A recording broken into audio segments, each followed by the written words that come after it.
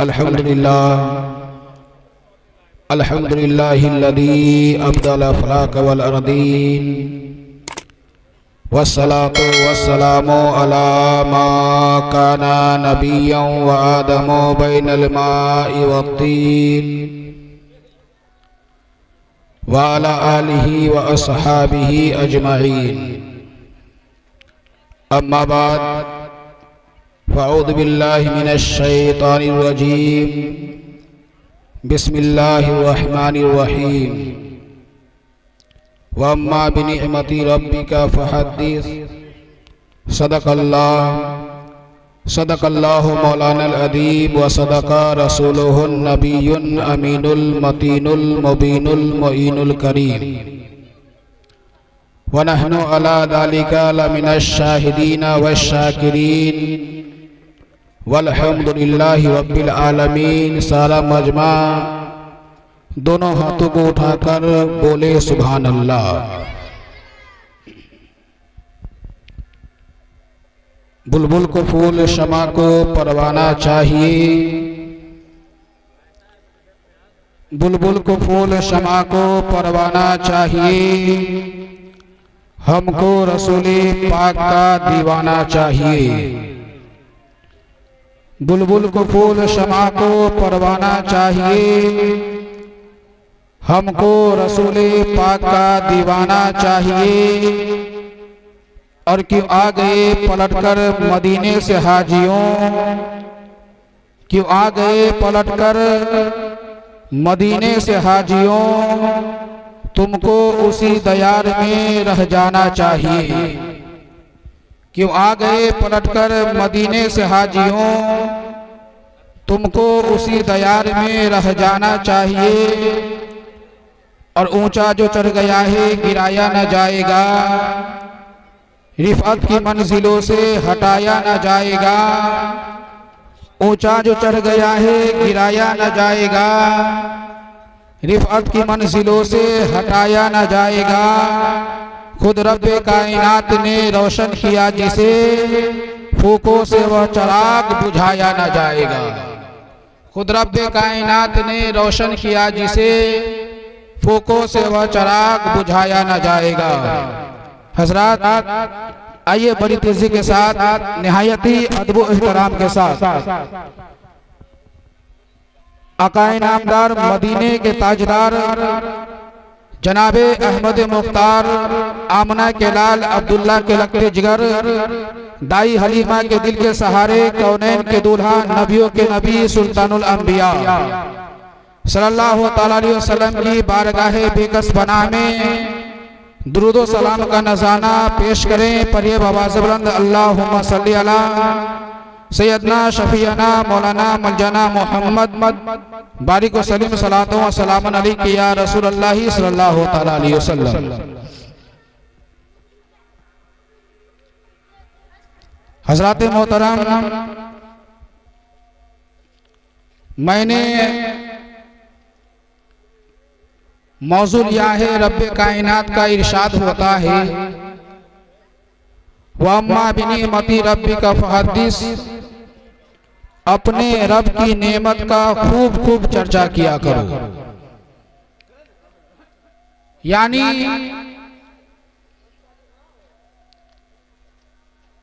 अल्लाह ताला ने अगर इंसानों को अक्ले सलीम अता किया है तो इंसान अपनी समझ के एतबार से अल्लाह ताला की नेमत का शुक्रिया अदा करता रहे। मिसाल के तौर पर आप यूं समझ लें, हाथ एक नेमत है। हाथ क्या है? एक नेमत है। आंखें नेमत है, पांव नेमत है, जबान नेमत है। ये सारी चीजें अल्लाह ताला ने इंसान के जिस्म के अंदर दाखिल किया। तो इंसानों को चाहिए कि अल्लाह ताला की नेमत का शुक्रिया अदा करता रहे। हाथ रब की नेमत है, जबान रब की नेमत है, आँख रब की नेमत है, पाँव रब की नेमत है, औलाद रब की नेमत है, माँ बाप रब की नेमत है, दौलत रब की नेमत है, ईमान रब की नेमत है। हर चीज अल्लाह ताला की नेमत है, तो इंसानों को चाहिए कि रब की नेमत का खूब खूब शुक्रिया अदा करता रहे। तो कहने का मतलब ये है कि हाथ है हिदायत के लिए। हाथ क्या है?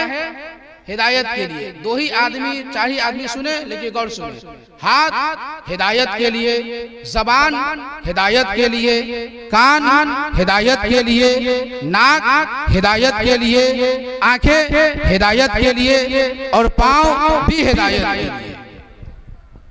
आंख, अगर इंसान के जिस्म के अंदर आंख मौजूद हो और उसकी बिनाई खत्म हो जाए, रोशनी खत्म हो जाए, इंसान आंख रखने के बावजूद भी अंधा कहलाएगा।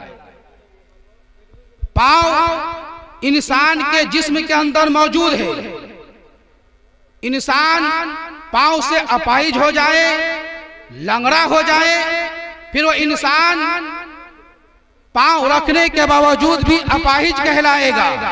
पांव में चलने की कुव्वत नहीं है, पांव से इंसान चल नहीं सकता है। पांव तो है लेकिन चलने के काबिल नहीं है, इसलिए लोग उसे अपाहिज कह के बुलाएंगे, लंगड़ा कह के बुलाएंगे, इसलिए कि वो पांव रखने के बावजूद भी चल नहीं सकता है।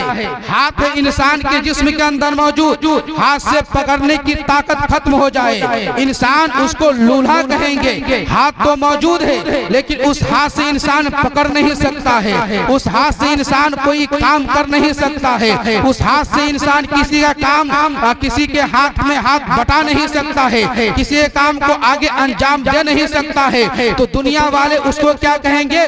लूल्हा कहेंगे। वो इंसान हाथ रख रहा है लेकिन दुनिया वालों के नजर में इंसान क्या है? लूल्हा कहलाया जा रहा है। जबान मुंह के अंदर मौजूद है, अगर जबान से बोलने की ताकत खत्म हो जाए, बोलने की कुव्वत खत्म हो जाए, इंसान के अंदर जबान मौजूद है, मुंह के अंदर जबान तो मौजूद है, लेकिन दुनिया वाले उस इंसान को क्या कहेंगे? गूंगा कहेंगे। आपके इंसान के मुंह के अंदर जबान तो मौजूद है लेकिन दुनिया वाले उसे इंसान क्या कहेंगे? गूंगा कह के बुलाएंगे। तो पता क्या चला? हाथ है हिदायत के लिए, जबान है हिदायत के लिए, कान है हिदायत के लिए, पाँव है हिदायत के लिए, नाके हैं हिदायत के लिए। जब सारी चीजें वजूद में आ गई तो इंसानों को चाहिए कि अल्लाह ताला की नाफरमानी न करे, अल्लाह ताला की फरमाबरदारी करे, अल्लाह ताला की इबादत में अपनी जिंदगी को सर्फ कर दे। अगर अल्लाह ताला की बंदगी में आप अपनी जिंदगी को सर्फ कर देंगे तो यकीनन रब्बे कायनात आपसे राजी हो जाएगा। जब रब्बे कायनात आपसे राजी हो जाएगा तो दुनिया आपसे राजी हो जाएगी, मेरे मुस्तफा आपसे राजी हो जाएंगे। जब मदीने के आका आपसे राजी हो जाएंगे तो यकीनन आप यहाँ भी कामयाब हो जाएंगे और मरने के बाद आपका ठिकाना जन्नत होगा। जन्नत। शर्त यह है कि पहले अपने अमाल को सुधारे, अपने आप को सुधारे, अपने किरदार को सुधारे, अपने कैरेक्टर को सुधारे, अपने करतूत को सुधारे। दुनिया का आप जायजा लें तो आपको पता चलेगा इस्लाम ऐसा मजहब है कि जिस मजहब के बारे में रब्बे कायनात कुरान करीम के अंदर इरशाद फरमाता है, इन्ना दीना इंदल्लाहिल इस्लाम, के तमाम धर्मों में, तमाम मजहबों में, तमाम मजहबों से ज्यादा प्यारा कोई मजहब है तो मजहब इस्लाम है। ये मैं नहीं कहता हूं, मेरे बाप के घर की कोई बात नहीं है कि मैं बयान करूंगा, रब का फरमान है। जिस रब ने पूरी कायनात को वजूद में लाया उसी रब का ऐलान होता है कि इस्लाम तमाम दीनों में सबसे पसंदीदा दिन कोई है तो मजहब इस्लाम है। इस्लाम से बेहतर कोई दिन नहीं, इस्लाम से प्यारा कोई मजहब नहीं, इस्लाम से साफ सुथरा कोई मजहब नहीं। अगर कोई साफ सुथरा और पाकीज़ा मजहब है तो सिर्फ इस्लाम है, इस्लाम के जैसा कोई मजहब नहीं। ये मैं नहीं कहता हूँ, रब का कुरान कहता है। वो कुरान जो तमाम किताबों में सबसे आला है, वो कुरान जो कि तमाम किताबों में सबसे बुलंदो बाला है, वो कुरान जिस कुरान को रब्बे कायनात ने तमाम नबियों के सरदार पे नाजिल फरमाया, वो कुरान जिस कुरान की बुलंदी को लाखों सलाम, ऐ कुरान तेरी अजमत को लाखों सलाम, ऐ कुरान तेरी रिफत को लाखों सलाम। वो कुरान जिस कुरान को रब्बे कायनात ने तमाम किताबों में अफजल आला बनाया है, जिस तरह रब्बे कायनात ने आमना के लाल को तमाम नबियों में सबसे आला बनाया है। आप गौर करें, मेरे मुस्तफा को रब्बे कायनात ने तमाम नबियों में सबसे आला बनाया है। इसलिए आला बनाया है कि मेरे मुस्तफा के सदके में रब्बे कायनात ने हजरत आदम अलैहिस्सलाम को पैदा किया। मेरे मुस्तफा के सदके में रब्बे कायनात ने हजरत नूह अलैहिस्सलाम को पैदा किया। मेरे मुस्तफा के सदके में रब्बे कायनात ने हजरत शीश अलैहिस्सलाम को पैदा किया। मेरे मुस्तफा के सदके में रब्बे कायनात ने हजरत जकरिया अलैहिस्सलाम को पैदा किया। मेरे मुस्तफा के सदके में रब्बे कायनात ने हजरत नूह अलैहिस्सलाम को पैदा किया। मेरे मुस्तफा के सदके में रब्बे कायनात ने हजरत याकूब अलैहिस्सलाम को पैदा किया। मेरे मुस्तफा के सदके में रब्बे कायनात ने हजरत यूसुफ अलैहिस्सलाम को पैदा किया। मेरे मुस्तफा के सदके में रब्बे कायनात ने हजरत इब्राहिम खलीलुल्लाह को दुनिया में भेजा। मेरे मुस्तफा के सदके में रब्बे कायनात ने हजरत इस्माइल ज़बीहुल्लाह को दुनिया में भेजा। मेरे मुस्तफा के सदके में रब्बे कायनात ने हजरत मूसा कलीमुल्लाह को दुनिया में भेजा। मेरे मुस्तफा के सदके में रब्बे कायनात ने हजरत ईसा रूहुल्लाह को दुनिया में भेजा। मेरे मुस्तफा के सदके में रब्बे कायनात ने आसमान का सामियाना लगाया। मेरे मुस्तफा के सदके में रब्बे कायनात ने जमीन बनाई। मेरे मुस्तफा के सदके में रब्बे कायनात ने पूरी दुनिया को वजूद बख्शा। अगर मेरे मुस्तफा को पैदा करना मकसूद न होता तो हजरत आदम अलैहिस्सलाम न आते। अगर मेरे मुस्तफा को पैदा करना मकसूद न होता तो हजरत नूह अलैहिस्सलाम न आते। अगर मेरे मुस्तफा को पैदा करना मकसूद न होता तो आदम से लेके ईसा तक दुनिया में जितने भी अंबिया दुनिया में तशरीफ लाए हैं, किसी नबी को पैदा करना मकसूद न होता तो मुसलमानों को चाहिए कि जिस नबी के सदके में रब्बे कायनात ने आदम से लेके ईसा तक और सुबह क़यामत तक जितने लोग पैदा होंगे मेरे मुस्तफा के सदके में पैदा किया है, तो मुसलमानों को चाहिए कि उस नबी से इस तरह मोहब्बत करे कि अगर इस तरह मोहब्बत करे, जब बारी आए जान देने की तो जान दे देंगे, माल देने की बारी आएगी तो माल दे देंगे, औलाद देने की बारी आएगी तो औलाद देंगे, औलाद दे देंगे। इसीलिए तो किसी शायर ने क्या ही खूब कहा है, जो जान मांगोगे तो जान दूंगा, जो माल मांगोगे तो माल दूंगा, लेकिन ये मुझसे कभी न होगा नबी का जाहो जलाल दूंगा, लेकिन ये मुझसे कभी न होगा नबी का जाहो जलाल दूंगा। या रसूल अल्लाह जिंदाबाद जिंदाबाद। तो पता क्या चला, सबसे आला मेरे मुस्तफा, जो मुस्तफा सबसे आला है उस पे नाजिल होने वाली किताब भी सबसे आला है। उस किताब का मुबारक नाम क्या है, आप बता सकते हैं?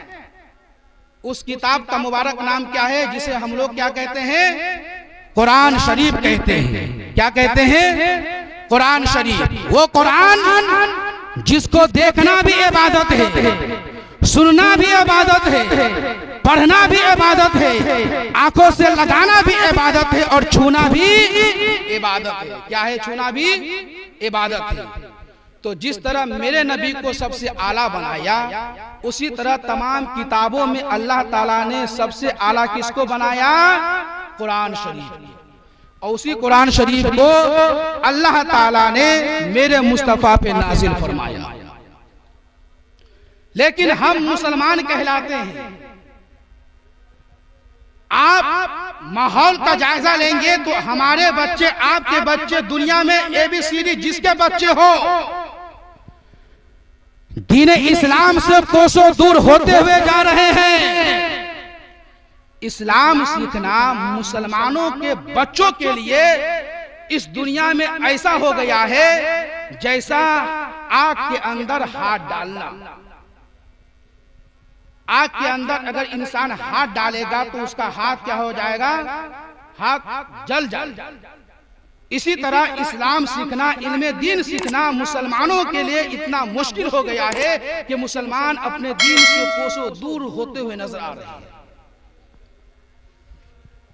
इसका नतीजा क्या होता है? हम अपने बच्चों को अच्छी तालीम और तरबियत नहीं देते। अपने बच्चों की इस्लाह नहीं करते हैं। हमारा बेटा जवान है, माँ की इज्जत नहीं करता है। मैं अपने नौजवानों से कहना चाहता हूं, अगर आप जिंदा है, आपके दिल के, आपके सीने के अंदर अगर जिंदा दिल धड़क रहा है तो आप जब महफिले रसूल होता है तो आप अपने मोबाइल में बिजी हो जाते हैं, अपने काम में बिजी हो जाते हैं। मोबाइल आपके लिए प्यारा हो जाता है, लेकिन महफिल रसूल सुनना आपके लिए प्यारा नहीं होता है। ये गुमराही है मुसलमानों। आपके बच्चे आज मिलाद शरीफ से दूर होते हुए जा रहे हैं। जब यहाँ पे महफिल हो तो लोग आना पसंद नहीं करेंगे। यहीं पे अगर ऑर्केस्ट्रा नचाया जाए तो गांव के बूढ़े को बूढ़े, नौजवानों को नौजवान, जो गोद में दूध पीता बच्चा है वो भी अपनी माँ के गोद से उछलकर यहाँ पे आने के लिए तैयार हो जाए। वो भी अपनी माँ के गोद से उछलकर ऑर्केस्ट्रा में नचनियों के प्रोग्राम में आने के लिए तैयार हो जाएगा। आज आप जायजा लें तो आज का मुसलमान नचनिया हो गया है। नचनिया मैं क्यों कहता हूं मालूम है? जैसा जैसा फिल्म इंडस्ट्री के लोग करेंगे उसी तरह के रंग रूप में मुसलमान के बच्चे नाचते हैं। फिल्मी हीरो ने कान में कनबानी पहनना शुरू कर दिया तो मुसलमान के बच्चे हजरत अपने अपने कानों को छेदवा देते हैं और लड़कियों की तरह कान में कनबानी पहनना शुरू कर दिए हैं। मैंने तो यहाँ तक देखा है कि नाक के नथनी को भी छेदवा देते हैं, उसमें नकबाली पहनना शुरू कर देते हैं। मैंने यहाँ तक देखा है कि कई बहुत सारे नौजवान ऐसे होते हैं जो औरतें मांग टीका लगाया करती थी पहले, आज मुसलमान के बच्चे और नौजवान मांग टीके लगाना शुरू कर दिए हैं। जो औरतें पहले चोटियां बांधा करती थी, आज मुसलमान के बच्चे अपने सरों पे चोटियां बांधना शुरू कर। आज मुसलमान के बच्चे अपने सरों पर चोटियां बांधते हैं, चोटियां। और यहीं तक के महदूद नहीं है, फटी जींस पहन लेता है और लड़कियों की तरह मटक मटक कर चलना शुरू कर देता है। कहता है हम काबिल हैं, हमसे बड़ा काबिल कोई नहीं है। लेकिन मैं कहता हूँ तुमसे बड़ा अहमक और बेवकूफ कोई नहीं है। दुनिया में काबिल वही होता है जो दुनिया में काबिल वही होता है जो इसके मुस्तफा में अपनी जिंदगी को ढाल दे, अल्लाह की बंदगी में अपने सर को फेंक दे, कुरान को अपने सीने से लगा ले। उससे बड़ा काबिल दुनिया में कोई माइकल लाल नहीं हो सकता है और न सुबह कयामत तक होगा। जो इंसान दुनियादार के तरीकों को अपनाता है वो यहाँ भी बर्बाद है और मरने के बाद ऐसे लोगों के लिए जहन्नम का आग तैयार करके रखा गया। इसीलिए अगर आप जहन्नम के दहकती शोलों से बचना चाहते हैं तो नाक में नथिया पहनना छोड़ दे, मांग में मंगटीका लगाना छोड़ दे, कान में कनबाली लगाना छोड़ दे और अपने सरों पे चोटियां बांधना शुरू कर छोड़ दे, यकीनन आप यहाँ भी कामयाब रहेंगे। मरने के बाद आपका ठिकाना जन्नत होगा, जन्नत। लेकिन शर्त यह है कि पहले इस्लामी तौर तरीके से आप जिंदगी बसर करें। ये नौजवानों का हाल है और हमारी माँ और बहनों का तरीका आप सुनेंगे तो अफसोस करेंगे, अफसोस। हमारी कौम की बेटियां इतना बेपर्दा हो गई है कि पहले गैरों के लोग सड़कों और मार्केटों में नाच तमाशा करते थे, आज मुसलमान की बहू और बेटियां अपने घरों में रहने की बजाय रोड पर आकर नाच करती है, तमाशा करती है। जिसको रब्बे कायनात ने पर्दे में रहने का हुक्म आया है कुरान के अंदर, औरतों को पर्दा में रखा जाए, लेकिन हमारी कौम की शहजादियां पर्दे में रहने के बावजूद क्या करती है? अपने घरों में नहीं रहती है, अपने सरों पे दुपट्टा संभाल के नहीं रखती है, बल्कि अपने घरों से निकलकर मोहल्लों में नाचती हुई नजर आती है। बाप देखता है मेरी बेटी नाच रही है, लेकिन बाप अपनी बेटी को बढ़ावा दे रहा है, और बाप बढ़ावा ही नहीं देता है, बाप कहता वाह वाह क्या मेरी बेटी नाच रही है। अरे शर्म आनी चाहिए ऐसे मुसलमानों को जो अपनी बेटी को रोड पे नाचने के, जो बेटी रोड पे नाचती है तो बेटी की नाच में फख्र करता है। शर्म आनी चाहिए ऐसे लोगों को जो अपनी बेटी को पर्दा में घरों में रखने के बजाय सड़कों पे नचवाना पसंद करता है। वो बाप कैसा बाप है जिसके सामने उसकी बेटी नाचती है, वो भाई कैसा भाई है जिसके सामने उसकी बहन नाच रही है, वो शौहर कैसा शौहर है जिसके सामने उसकी बीवी नाच रही है, वो बेटा कैसा बेटा है जिसके सामने उसकी माँ नाच रही है। मुसलमानों, आज तुम नाम के मुसलमान रह गए हो, आज तुम्हारा नाम यहाँ याद किया जाता है, लेकिन मैं यकीन के साथ कहता हूँ कुछ दिनों के बाद तुम्हारा नाम दुनिया में नहीं रह जाया न रहेगा। तुम्हारा नाम लेने वाला कोई नहीं रहेगा, कोई ये नहीं कहेगा कि फलाना फलाना मुसलमान था, कोई ये नहीं कहेगा कि फलाना इंसान मुसलमान नाम का था, बल्कि लोग आपको शुमार करेंगे तो गैर कौमों में शुमार करेंगे। अरे उनका तरीका है जो नाचते हैं, उनके यहाँ जायज है, वो अपने तरीके को अपनाएंगे, लेकिन हम मुसलमान हैं, शरीयत ने हमको उससे मना किया है। इस्लाम इसकी इजाजत नहीं देती है, कुरान इसकी इजाजत नहीं देता है, न फरमाने मुस्तफा इसकी इजाजत नहीं देता है। तो जिस चीज से मेरे मुस्तफा नाराज हो गए, जिस चीज से इस्लाम मना कर रहा है, जिस चीज को कुरान ने मना कर दिया है, तो हम जान दे देंगे, लेकिन मरते दम तक उस फेल को, उस काम को अंजाम नहीं देंगे, तब जाके तुम मुसलमान कहलाओगे, वरना पूरी जिंदगी तुम कलमा पढ़ते रहोगे। कलमा गो तो हो सकते हो, लेकिन दुनिया वाले तुमको मुसलमान कहेंगे, लेकिन इस्लाम तुम्हें मुसलमान हरगिज नहीं गवारा करेगा। शर्त यह है कि इस्लामी तौर तरीके से आप जिंदगी बसर करें, इस्लामी सांचे में आप अपनी जिंदगी को ढालें, तब जाके आप मुसलमान कहलाएंगे, आप मुसलमान हैं। वरना दुनिया वालों के नजर में आप कलमा पढ़ने वाले रहेंगे, लेकिन इस्लाम आपको मुसलमान तस्वुर नहीं करता है। इस्लाम आपको मुसलमान तस्वुर नहीं करता है। मुसलमान वही होगा जो शरीयत के तौर तरीके पे अपनी जिंदगी गुजारेगा। मुसलमान वही होगा जो कभी झूठ नहीं बोल सकता।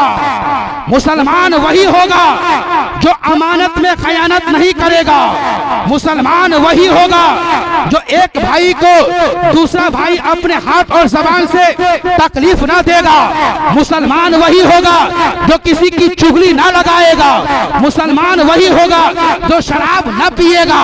मुसलमान वही होगा जो ताश और लौंडियों की नाच तमाशे से दूर रहेगा। वरना वो इंसान मुसलमान तो कहलाएगा, लेकिन इस्लाम उस इंसान को मुसलमान तस्वुर नहीं करेगा। इसीलिए आपको संभलना है। अगर आप संभलेंगे, ये मैं कौम के दर्द को देखता हूं तो इस तरह की बयानात को मुझे कहना पड़ता है, इसलिए कि मुसलमान हम कहलाते हैं लेकिन हम गुमराह हो गए हैं, हम गुमराह हो गए हैं। आपको मालूम है 99% 99 लोग ऐसे हैं जिनका ईमान खत्म हो गया है, ईमान उसका खत्म हो गया है, फिर भी वो अपने आप को मुसलमान कहलाता है, फिर भी वो अपने आप को मुसलमान कहलाता है।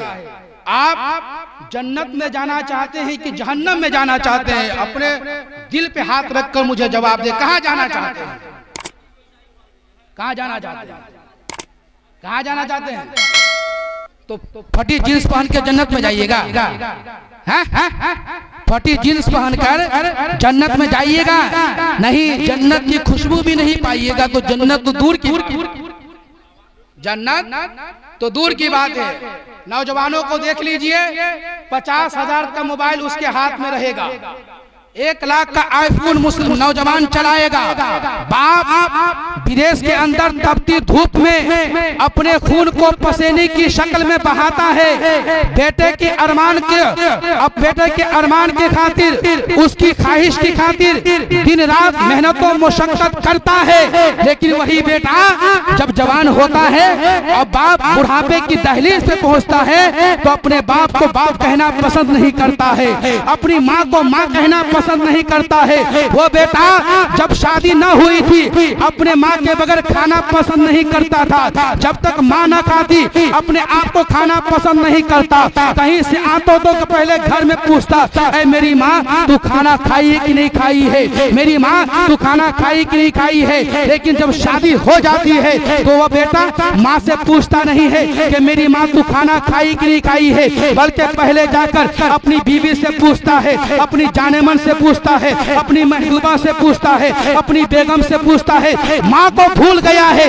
बीबी के आंचल से बन जाता है, बीबी के दुपट्टे से बन जाता है, और बनने के बाद बीवी से जाके कहता है, ऐ मेरी जाने मन तू खाई कि नहीं खाई है। बीवी अगर थोड़ी सी नखरा कर ले तो नखरा कर लेती है, तो उसको मनाने के लिए मार्केट जाता है, मार्केट जाने के बाद वहां से उम्दा मिठाई लाता है और चुपचाप बीवी के शुरू कर देता है। अरे शर्म आनी चाहिए ऐसे नौजवानों को, जिस माँ ने 9 महीने तुमको पेट के अंदर रखी है, जिस माँ ने चलने का तरीका बताई है, जिस माँ ने तुझे बोलने का सलीका बताई है, जिस माँ ने तुझे अपने हाथों से उंगली पकड़कर चलने का तरीका बताई है, उस माँ को तुम आज भूल गए हो। अरे बाप की मेहरबानी को याद करो, वो बाप जो अपने कांधे पर लेकर तुझे सरे बाजार घुमा करते थे, वो बाप तेरे खातिर अपने मुल्क को छोड़कर परदेश जाकर कमाना पसंद करते हैं, अपने पसीने को अपने खून को पसीने की शक्ल बहाते हैं,